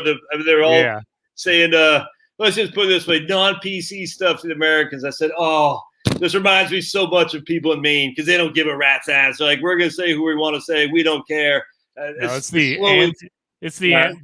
anti-PC culture down here. Yes. Hey, where's your dog, by the way? Valentina? Yeah, is she right there? Let me bring her. Hold on. All right, right on. All right. So Dustin, I keep calling him Dustin. I keep thinking it's Dustin from Dustin Tibbetts, my man, but it's not. It's anyway. So that's let's see here. We got some questions on here. Is Devin is still a U.S. resident? Julia, his wife, is getting her green card to come to States. And it sounds like what he's going to do is they're going to kind of go back and forth between the good old US of A and then Mexico. And there's all right, hold on. Let me get mine. Come here, Pablo. You're not going to make a mess. Come on, buddy. There we go. There we go. Hello, gorgeous. Valentina. Because we got her on Valentine's Day, which is my birthday. And she was under a car. She was an abandoned dog. And one of the people in the park said, "Hey, there's a dog under there." And my wife's aunt picked her up and brought her. "Oh, there's Pablo." Yeah. Say hi. Say hi. Pablo doesn't see well. Finney does, though. And Finney, as I showed you before, just for the viewing audience, Finney was here. Hold on. Oh, look at that. Look at the other way. Oh, Finney. Good times. Good times. Someone said, "Has your wife seen the mess yet?" I said, "Yes, she has." And my wife said, "Oh, look at Valentina give you big licks. Oh, so cute." Yeah, she's getting a little jealous, I think. Yes, she goes, "Oh, Pablo started take. Oh, look." Yeah, she's a lover. She's a lover. That's for sure. Do you ever show? Oh, speaking of which, so here's Devin's YouTube channel, by the way, guys. Before I forget, so do me a favor and subscribe because the more subscribers is called Spirit Lift right here, and we'll go to his videos. So he's got like 1,200 subscribers, 1,220 subscribers. Devin, oh wait, I didn't share that. Hold on. Oh wait, can you see this? Yeah. All right. What are you? What's your channel focused on? So just to let your viewing audience know, and thank you very much, Josh, for sharing it. So last year when the WHO declared COVID a pandemic, especially at the beginning, it was just at that time like a very uncertain way of seeing that and knowing what's going to happen and how bad it would be and this and that. It was just a weird time, especially like between March and the beginning of April. It was just everyone was really freaking out, and I had people around me, especially who I don't know. I think we're just getting more depressed, more anxious at that time, and even one particular person feeling suicidal. And I was like, man, I don't know what to do or what I can do to help people in these situations. And it was just like, what's a good way to do the best you can, especially remotely, and help people out. And so I was talking to the cousin of my wife, and we were just talking about a lot of the issues in general at that time and about what we could do together and this and that. And so the idea of Spirit Lift came out of that. And it was basically at that time just to, talk about themes and issues to help people around anxiety and depression. That was the impetus of it. And now it's kind of evolved in a way where we focus on like three main things. We talk like I'm more, I would say more like Christ-based, Christian-based in my faith and my practice, my religious practice. I do talk about like one of the themes we focus on is spirituality, and because I'm also interested in what what Rupert Sheldrake talks about and what Bruce Lipton talks about and all these people, because I kind of like the also out of curiosity the quantum mechanics side of things and this kind of investigation people do between the bridge and the gap of a spiritual realm and this world, and try to explain that in a quantum mechanic related way. It just interests me, so I thought it would be interesting to focus on themes like that. But I also talk to people who talk about life after death and talk about numerology, just because those kind of things really interest me, especially because when my mother-in-law died, you are searching for answers as best as you can. You want to know as much as you can. So one of the main things we focus on talking about are themes around spirituality, I would say. Another one is health and nutrition. And then the last main thing is motivation and inspirational chats, is what I call them, spirit chats. So the whole idea is just to be curious, and I call it a journey to a better you, because I don't believe in any way that we can always find the definite answer to anything. I think the journey to develop and grow and be more immersed in the understanding of life and aware is everything. So I call it that, a journey to a better you, because it's about the journey of self-discovery and just knowing yourself and knowing the world around you. And I like I like focusing on those three main topics to share with viewers, because you cover the health related issues, you find topics to really help and inspire people, and I in the end of the day just wanted to try to make a positive impact in that way. So I'd be heavily encouraged if your viewers, if they're interested, to check it out. And if you do like it, I mean, and Josh knows this, it always means a lot for someone like Josh or myself, when new content comes out, to really like the video and Yeah. sharing the video is just a huge thing. So if you wouldn't mind, Yeah, sharing. Oh, 100%. That's the biggest thing. Without question, it's the biggest thing. Exactly. And also and Josh says this too, and I've heard him over the years. If you got to hit the bell after you subscribe, you have to hit the notification bell, because you may not know, or you'll at least be more informed right away once a new video does come up. That's new. So you don't miss anything. So it would mean a lot if people are interested to do all that and like, share, subscribe, because you have to be your own best promoter on Well, with these absolutely, man. things, and because you are putting your time and effort and want to make a positive impact, like Josh does. I'm sure all your viewers knows that 100%. And Well, it all my does. viewers, you're always Right? gonna have, you're always gonna have people throwing mud at you. Oh, that's fine. Um, I love having healthy debates on issues, and I'm always curious about what people think and people's feedback.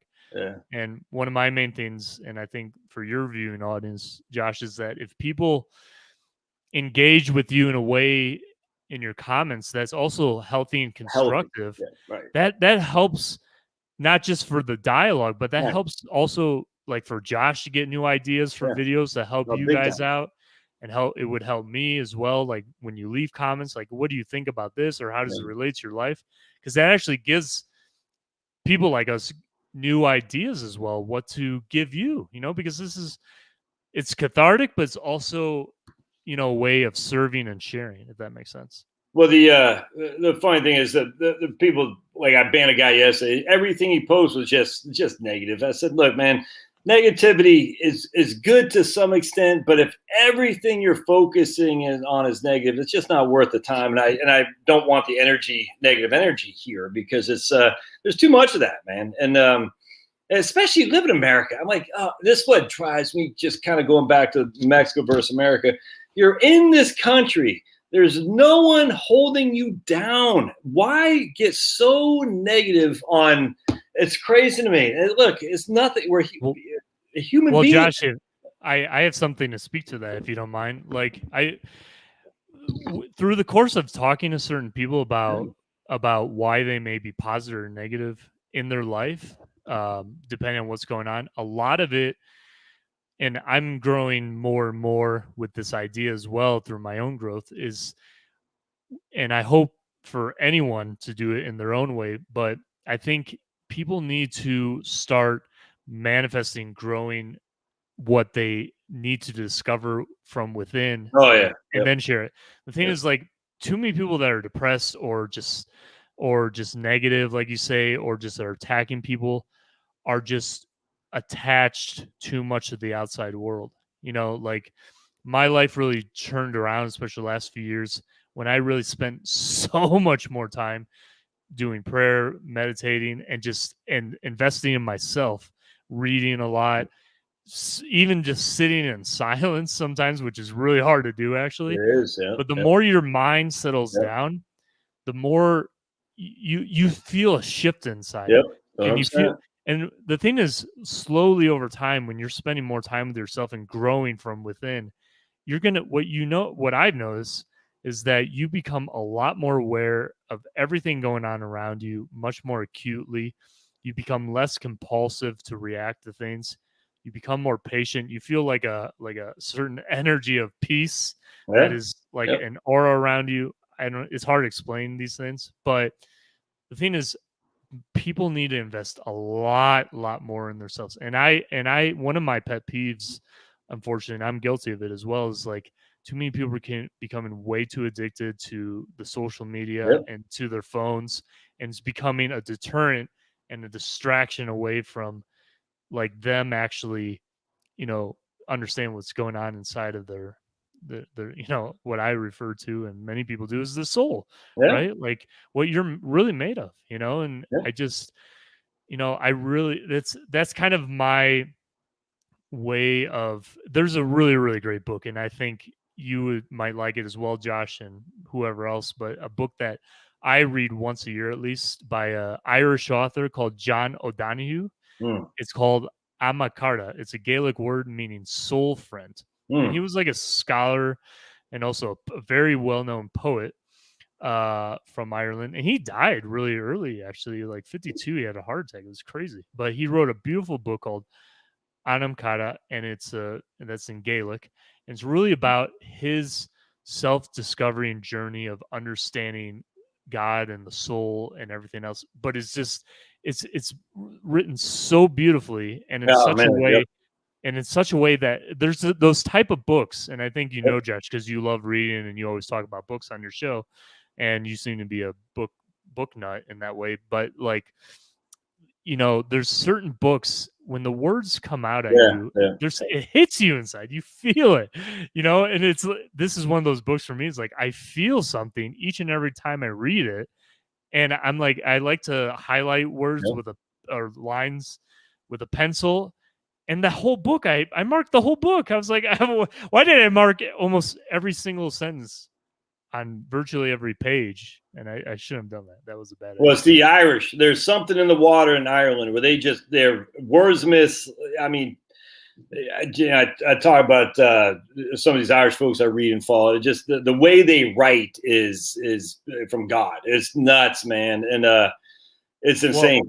Well, let me tell you something really beautiful, Josh. When I was living in England, a couple years after when I started living there, my mom moved to Dublin because my stepdad, who's Mexican, he got really severe cancer, but the insurance wouldn't cover properly his cancer related issues here in Mexico. So they found out for what he needed and the type of doctors he needed, they could move to Dublin. So for at least a couple of years, my mom was living in Dublin and I was in England, and that was really nice because it was only like a 40-minute flight between Heathrow and Dublin. So so I visited them quite a few times when that was going on. And when my wife and I decided to get married, and I still had the ring, well, obviously, but this is how our kind of first marriage before the Mexican wedding took place. We went on a street in Dublin called Grafton Street, like this very commercial area where all the shops and the bars and stuff are. We just said, hey, I guess I got an idea. I don't know. I think I said it. I said, hey, we should get married now. Just whatever, you know. So we decided, let's do like a Gaelic ceremony. And she's like, yeah, what a great idea. Okay. And now she's stuck with me and she's probably regretting it. But anyways, so we went to a ring shop on the corner of Grafton Street, and we found these two beautiful matching marriage rings. And the thing is, in Ireland, sometimes you get those matching rings rather than, you know, the rock and just a gold or silver band. You sometimes get those matching wedding bond rings. So we each got one of those. I went to an internet cafe that was close by, and I printed out I typed in some thing like beautiful Gaelic ceremony sayings or whatever it was. I don't remember. So I printed that off. We went to a park right across the street called St. Stephen's Green. Yeah, right. And we bought a candle, like a white candle, and there was like a rock that overlooks like a small pond there. We went on. This is insane. We went on top of that rock. I lit the candle, and the weather started to get bad. It was windy. Like it's always bad in Dublin, but it was getting windy and overcast and drizzling a little. But you know what? I lit the candle, and the candle did not blow out. Oh man, it didn't blow. And we're talking wind. Yeah, right. And we say each other the vows we printed off. I put the ring on her finger. She puts it on mine. And literally like a minute after that, it cleared up. The candle went out after that. And there was beautiful sunshine. Yeah, man. Josh, you can't make this up. No. You know, like, I mean, you could, but I'm telling you this, you can ask my wife. It was just insane. I mean, there's weird Yeah, serendipitous things that yeah, happen when we were actually in Dublin and in yeah, Ireland in general yeah. that were just mind blowing. You know, I It's mean, not just coincidence. No such thing. I tell you, man. I heard the story. You know, because I talk to people for a living, and you hear these stories, Devin. You're like, "There's no such thing as coincidence." I am sorry. It's insane. It's insane. All the different things that happen. No such thing as coincidence. Because something like that. I mean, look. Okay, maybe the likelihood we can make. We can explain why that could have happened, but the problem is the explanation itself during the same time you did it. You see what I'm saying? It's not a coincidence. It's just not. There's it's something just because, magical. especially when you think about the forces of nature Yeah. in play. I'm just thinking about the candle itself. Like, how did that candle not blow out? Well, especially during the one you're getting married. It's not just like a football round. You see what I'm saying? It's like, I mean, Yeah. yes, we can explain, I get all that, but I'm just like, you hear stuff like that all the time. I don't know. I don't want to get too deep into the thing about evolution versus creationism, but at the end of the day, the amount of things that had to work so we would be here today is so unlikely to be almost impossible, if that makes sense. Now, nothing No. is, and I get it, these evolutionary biologists, well, I follow Brett Weinstein and stuff, but Yeah. the idea that this just is from a primordial soup, these things that have to be so perfectly inclined over and over and over again, it's like, stop. Like, no Well, one in their right mind would ever say that's like not just likely, but that's even possible. You know what I'm saying? It's crazy. but also, Josh, like these scientists you mentioned, like even Miko Yaku and all these, renowned scientists, kind of mainstream now. Like Yeah, they like when they talk about what we see with our visible eye yeah, versus what's unseen, like they say that the universe is made up of like what is it, over 97% uh dark matter, dark energy, so something that we can't visibly um analyze right. or Hey, see or anything. So what that says to me in a way is that there, what I think of the intelligence of life itself and the spirituality of life being so enormously vast right, that our puny little, right, exactly, right. I think we, and I've spoken to just several people around these issues of how they comprehend what we are as humans and everything else, and they're like, your body is just a conduit of greater things, and you got to know how to use it Yeah, correctly and exercise it correctly to understand God and the actual spiritual realm and what you're doing here on earth, And the thing is, our minds, there's a really interesting book I would recommend too, Josh, you being the book man, is that is I love the near death experience stories yeah, because the reason is because especially this is going back to my mother-in-law, just trying to get this idea of what happens to us when we're gone, right? It really fascinates me, and there's only certain ones that I really would pay attention to because of their stories, yeah, especially because it's always about the stories. But there's this guy named Dr. Eben Alexander. He was the head of Harvard Medical School, I think, for several years, especially in the 90s. He was the head of one of the top premier medical institutions in the US. He was the top guy, and he had a really unusual cranial meningitis infection that just knocked him out, right? He describes very scientifically in his book, I think it's called From Heaven. I don't know, just type in his name, you can find him. But he describes very medically like how his brain, how his frontal cortex was literally just completely destroyed, and how it was ravaging his whole body, this disease. But then he had this incredible experience that he talks about, this like very heavenly experience yeah. he talks about, and he met someone from that experience that he later found out was his sister that died, that he never met because he was adopted. and the book basically goes Right. from a very medical sort of point of view because he was so skeptical. Right.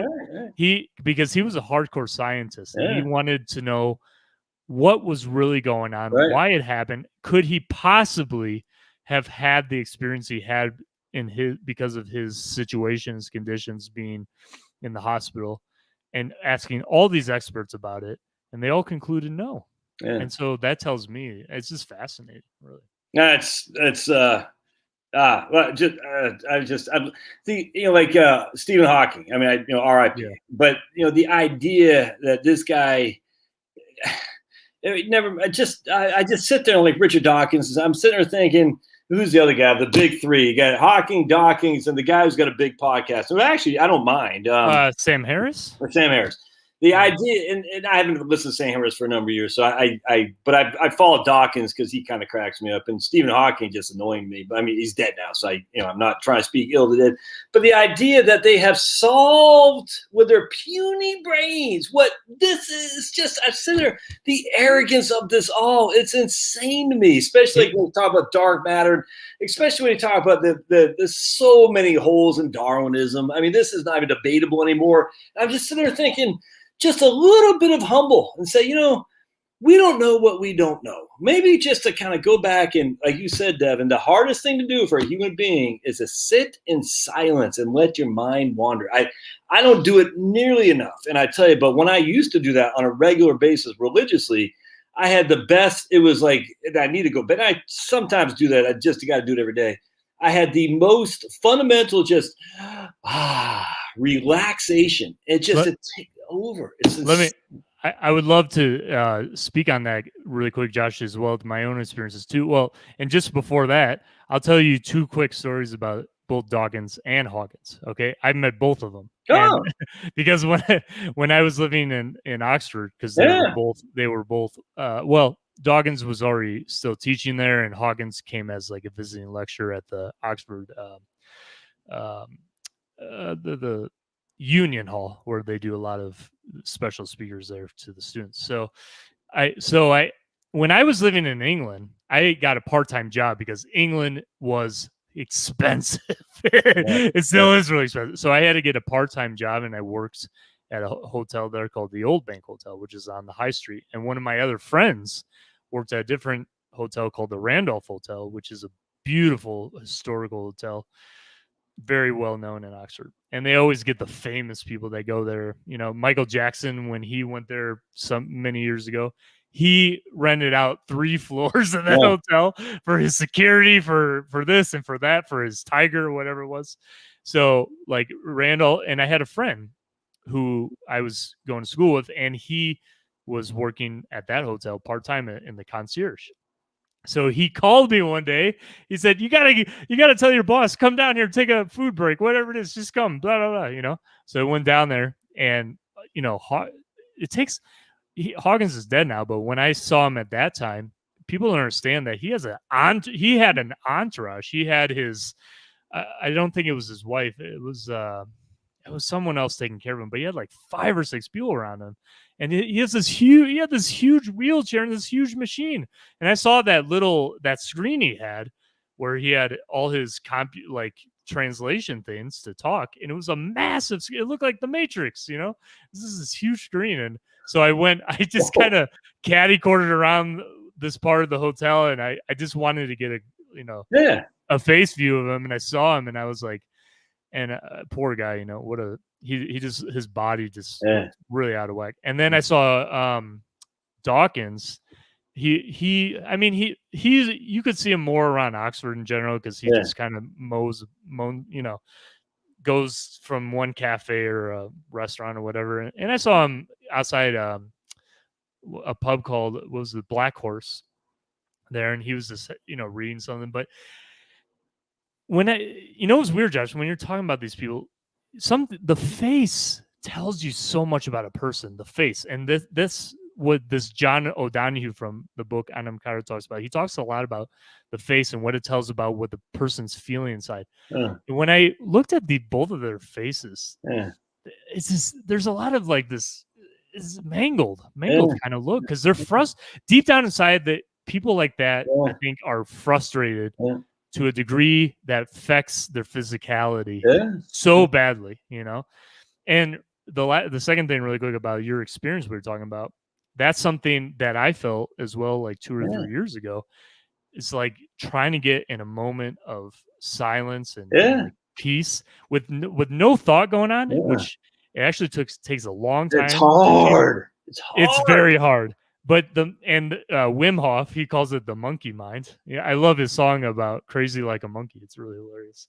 But he calls it the monkey mind. And I felt that same thing that you did when I finally got to a position of just like what they call emptiness in a way, like just no thought. And I just felt, for me, it was life changing because I felt an overwhelming sense of love. Yes.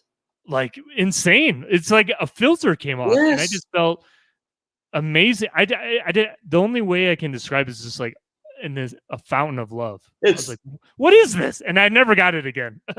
Well, the funny thing is, Devin, if you read C.S. Lewis, the Screw Tape Letters, he says what hell is constant noise. He doesn't say you're burning and gnashing. He says, and look, C.S. Lewis is not Jesus, I grant you, but he's a pretty good apologist. And I've always thought that in Screw Tape Letters, constant noise, perpetual noise, no peace and quiet. I said, that is, for me, the epitome of hell.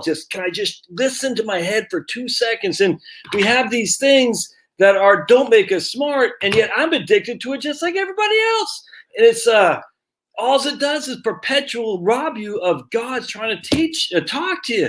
Oh, every viewer, like everyone watching this video, and if they do in the future, should watch the Netflix documentary Social Dilemma. Oh yeah, no, that's and then sit down with your kids and say, look, you got to stop, because the thing is that documentary outlines very well our dependency on these things and what it does to our psychology and our addiction, and these people and these companies hire the best psychologists in the world to know how to hit that dopamine in your mind.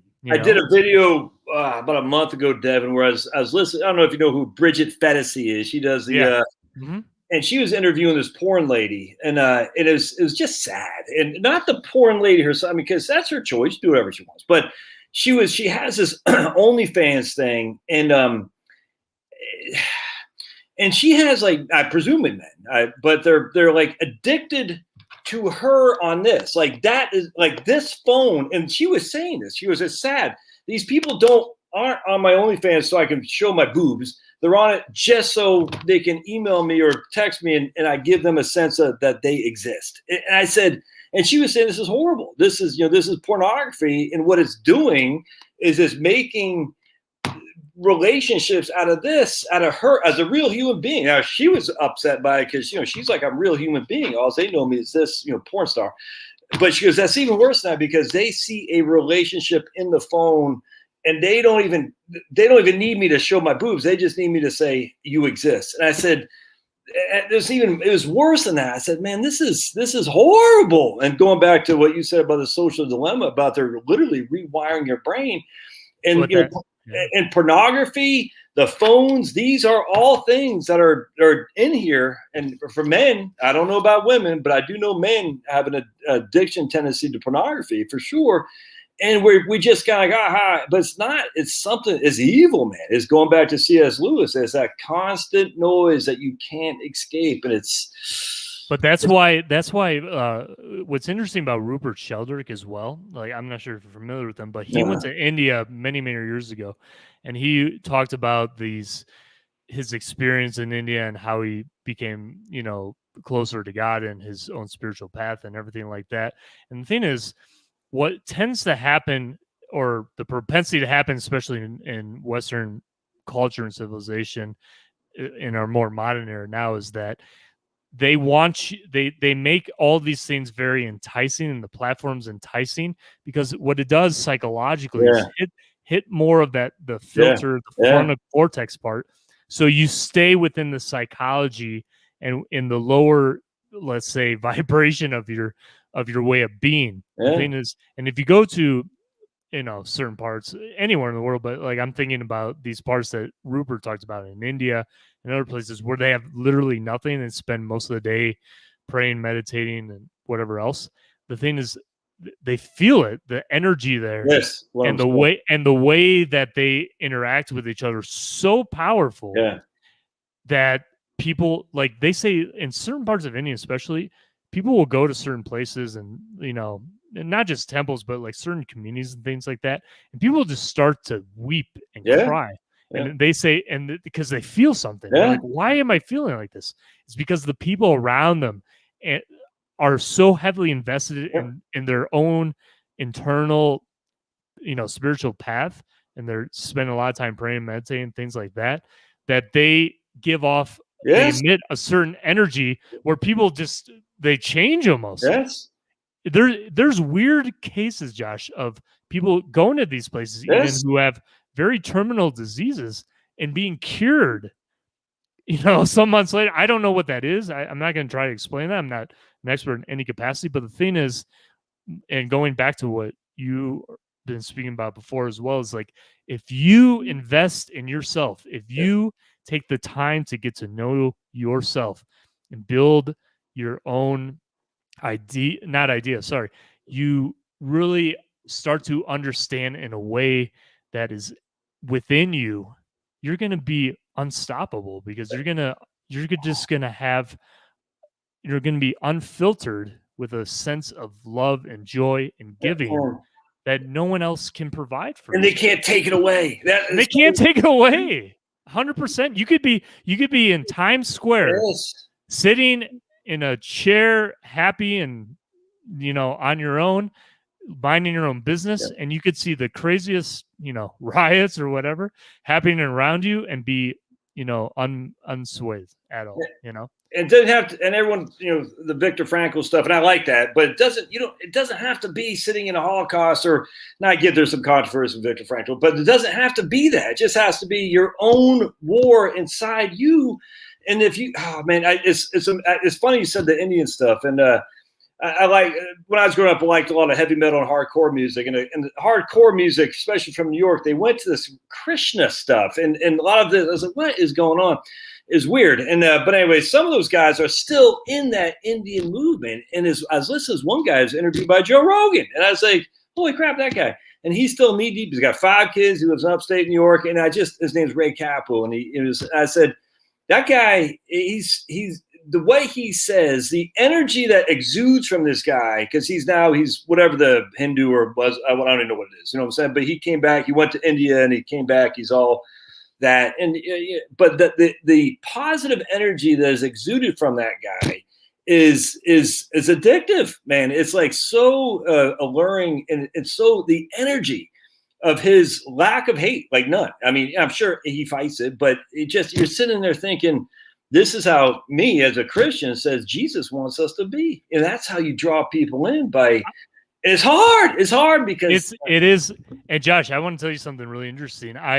For Spearlift, I interviewed a girl from India, actually, and she talks, the episode I did with her on Spearlift was talking about, can we heal diabetes in just a pure natural way with the food we eat? And it was only about that. And this, she's a doctor, and she lives but in a very remote part of India.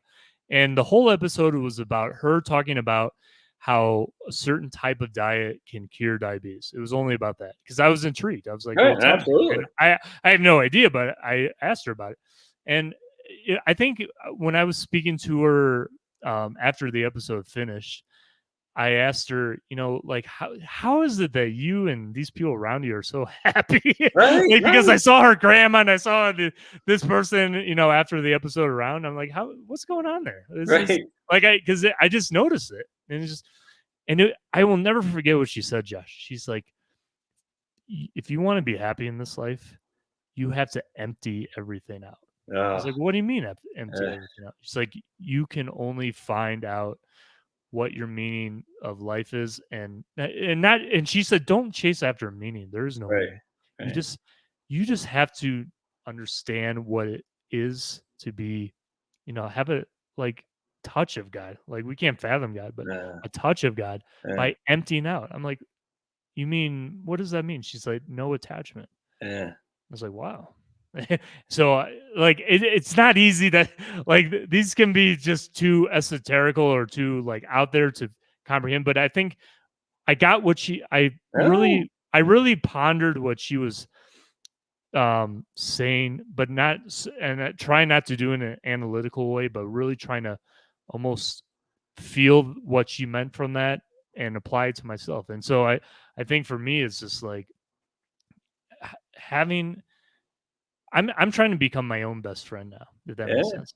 And I don't think I think that has to be the most important thing each of us can do, because I think if we become our own best friend, ultimately in the end of the day, we are going to make everything around us yeah. beautiful. That's We're what going I'm to make saying. our relationships Yep, with our family beautiful. We're great going to point. make the people. You gave the story about you went to, I think, Dunkin' Donuts and gave that while ago that woman a 1984 book Yeah, and a $50 bill. Like yeah, you gave her a book, and yeah, then some weeks later you went back and you gave that same woman a $50 bill. yeah. You gave her some money, but the thing is, I think you felt something where you're like, life is just amazing. I'm going to try to help who I can, how I can, and in the capacity I can, and that's Yeah, what makes life beautiful. it's But the man, it thing is, is. you got to start with you. But see, you that's know? the problem though, because everyone. This is what I hate about racism, and I hate about everything in PC culture. Like I'm a victim. Everybody has their own life issues. Everybody does. Be it freaking Barron Trump or Hunter Biden. They all have their own issues. Every single person does. Every single person has also been blessed by Jesus Christ, his death on the cross. But what I'm saying is, at the end of the day, we all have our own issues, and yet somehow, for me, I know it's like giving up those issues has always been what has been my driving point. Is like, oh, I'm going to show them, or these, what I'm saying. It's like, and when you empty it out, you literally are born again, and it's hard, man. It's hard because you're like, yeah, but how about then, and how about those guys? And but you can't. And it's funny because you said about these Indians. I've always noticed like Mormons. Mormons are happy. I'm like, what the hell? Why are you guys so happy? It's just and they have a faith, but they have children. They're happy. They're hard workers. Some are a little bit too focused on money, if you ask me, but not all of them. But still, I'm like, but it's appealing. It's alluring. There's an energy there that Mormons who I've met have always exuded. That but I just just yeah. but just imagine, Josh. Imagine if you do that for yourself, like Oh yeah. working on yourself and doing that, and then imagine if your community and the people around you Yes. do the same thing. You're gonna be like on Unstoppable. cloud nine all the Yeah. time. The thing is, that's what makes the difference is that, and look, you don't want to just only be around your kind Right. and Right. this and Right. that. Right. You want to face the grind Yeah. to help sharpen your tools, if that makes sense. But at the same time, if you are generally like your inner circle or those that you trust Yeah. and those that you want to share life with are doing the same thing as you in that way, man, that's like happy pills on steroids, Well, but that's why pray for your enemies. You know what I'm saying? Yeah. What I'm saying? So such a And it's forgiveness. it, Forgiveness is if I huge. have to pray for my enemy, inherently I have to be in that place that which is why it's so flipping hard, because you want revenge, but you gotta say I got to pray, because when you're praying, you're humbling yourself to say, okay, I don't have control. That's why. Oh my goodness, Scripture Well, is such a wonderful thing. and I pray and go to scripture. Psalm is my favorite every night and every morning by default for years now. That's what I do. And you have to remember, Josh, as well, like in a way, you're only as strong as your weakest link, right? Yeah, yeah, So, but I don't like so much that terminology, going on the thread of what you're saying is like pray for your enemies, yes, forgive. yes, Forgiveness yeah, is a huge thing. I mean, if yeah, you can learn to yeah. forgive and do it wholeheartedly, that will lift a stone off your heart, and just never let the issues of life as best as you can Yeah, yeah, get to you. Like I'm not naive to think or to say that nothing is going to deter you or yeah, nothing's going to be, one of the episodes spoke about on Spirit Lift 2 is like, it is important that we are embracing hardship, yeah, because I think unfortunately there's a generation that's not experiencing enough of it. Yeah, 100%. Yep. And I unfortunately have experienced that with certain families, and they are going to have kids that who never have said no to anything, and then I don't know what you're going to get after that. But the thing is, look, my first job, Josh, like earning money, was 8 years old, and guess what that was? A paper route. I was say paper route. Yep. When my parents divorced, yeah. When my parents split up, my dad was really poor. Like, we had no money. My dad was poor, and he could not. I have 2 other brothers, and he could not raise us and really give us anything for a long time. And there was one day and I'll never forget this story. It's always in my mind. I saw a neighborhood kid go down the street, and he had this beautiful bike, mountain bike. In the 90s, we used to go on the mountain bikes.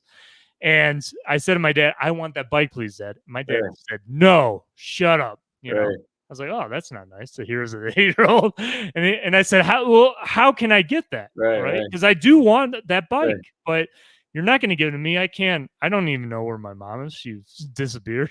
So, how can I get it? He's like, "Let me come back to you and I'll let you know." So he came up with this idea, said, "Hey, you can get a paper route." Yeah. What was a paper route? I'm 8 years old, Josh. He said, a paper route. He said, "No worries. I'll take you to the distribution center. I'll go in the car, pick up the bundle of papers. But in that day, they used to drop them off on the corner of the subdivisions, and then you take out the tape or whatever. Yeah, I know exactly what you meant. Yeah. Totally. And so we would rubber band them, or we put them in the plastic if it was raining. And he said, "Go and deliver them." And then I had my chart of the houses, where to go. And Josh, I'll tell you, this was so satisfying. After the first month of doing that paper route, back in those days, they gave the paper company gave this black books, and with every house that you would collect money from, you would have to rip off these little tab things on the bottom for every 15 days. And then you would knock on the person's door. I would say, "Hey, Miss Jackson, and hey, Mr. Roberts, I'm here to collect the paper route money." Right. I would give them those peeled off tabs, and I say, "Here it is, sir." And I'm 8 years old. "Here it is, sir. That's $30. And then I did that for 50 people over a weekend. And I was like, "I got money. I'm rich." But Josh, that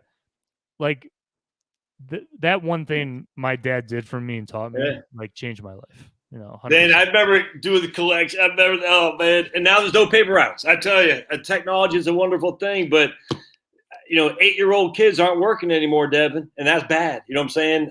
That is bad because they are in Mexico, but for worse reasons. Unfortunately, Anyway, all right. Well, Pablo's getting grumpy now, so I'm going to let you go. But all right, so don't forget, folks. Devin's channel is. I'll put it again here, and I'll put it in the comments too. Don't forget to subscribe. It's been fantastic. I wasn't expecting this little turn, but we've talked a number of times, Devin, before, so I wasn't.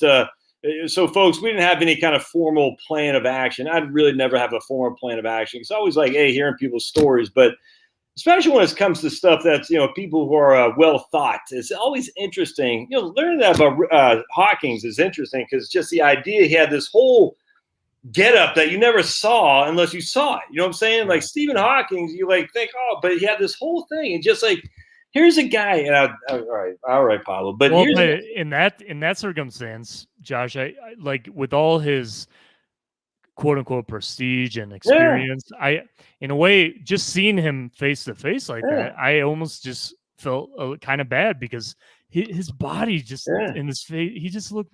Well, but not even that. It's like, you think about it. He's using modern stuff that comes from our brains to live, and I'm just sitting here thinking, it's just, how does he? It's amazing to me that this is just from a primordial soup, and I'm like, this is all because humanity has a conscience that we don't want to let you die. We don't, but yet 100 years ago we would have, and we've developed as such a. It's weird to me. Like we Well, and the big tech wants to focus on transhumanism and the singularity, and because they want to live forever. Right, which is frightening of its own. But I'm sitting there thinking, Stephen Hawking, you had no value in terms of regular of the world, but something happened along the way that made you have value, and it's just that something is, I would say, is obviously starting with the foundation of Jesus, but it goes through. I find it to be. How do you think that now you're just sitting there in this? It's just sad. It boggles. I'll let you go. It's just sad. I see a guy like that who every other year of history, other than the modern era, would have been seen as castaway, and because of humanity valuing human beings because of what came before, he was allowed to go on, and it just is. That can't be atheistic if you just think we just go to this black abyss. It is what it is. It just boggles me. All right, so I will put this on here. Devin, good chatting with you. Appreciate you being here, brother. And give Valentina, what's your just give your wife big hugs. And your family too, Josh. Hey, right on, Devin. Thanks again, man. And reach out to Devin, folks. Follow his YouTube channel. And if you got questions about Mexico, I'm sure he'd be happy to answer for sure. Yeah, anything your viewers want to know more detail about, like financial related things about Mexico, Josh, just send me an email and I'll be happy to answer that. Awesome, man. Thanks, Devin. All right, Pablo, we're gonna let you go. Thanks, Devin. Thanks, guys. Oh, here he is. Look at him. Hey, Pablo. Let me go. I gotta go. Oh, he's hungry. Sure. Yeah, he's go potty more than anything, probably. See you, Devin. Thanks, guys. Thanks.